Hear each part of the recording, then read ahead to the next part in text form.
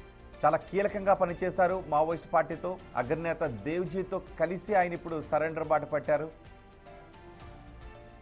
బడే ఎల్లయ్య బతుకమ్మ దంపతుల కుమారుడే చొక్కారావు 1997లో గోవిందరావుపేటలో ఆయన ఇంటర్ చదువుతున్నప్పుడే రాడికల్ స్టూడెంట్ యూనియన్ ద్వారా ఉద్యమం బాట పట్టారు. మావోయిస్ట్ పార్టీలోకి వెళ్ళిపోయారు. ఆయన తోడళ్ళు బడే మురళితో కలిసి అజ్ఞాతంలోకి వెళ్ళారు. అప్పట్లో ఆయన దళ సభ్యుల నుంచి రాష్ట్ర కార్యదర్శి స్థాయికి ఎదిగారు. ఎల్జీఎస్ కమాండర్గా, ఏటూరు నాగారం ఏరియా కమిటీ కార్యదర్శిగా, ఉత్తర తెలంగాణ డివిజన్ కమిటీ బాధ్యుడిగా కూడా ఆయన పనిచేశారు.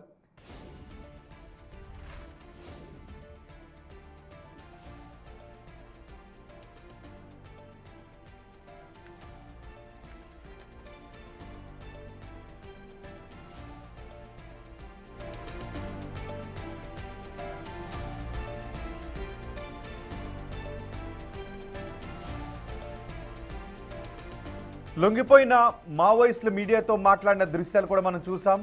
మీరు బిగ్ టీవీ స్క్రీన్ పైన లొంగిపోయిన మావోయిస్టులను చూస్తూ ఉన్నారు. మొత్తం మావోయిస్టు లేని భారతాన్ని నిర్మించాలి అన్నదే కేంద్ర ప్రభుత్వ లక్ష్యంగా కనిపిస్తోంది. సో మావోయిస్టులను లొంగిపోయే విధంగా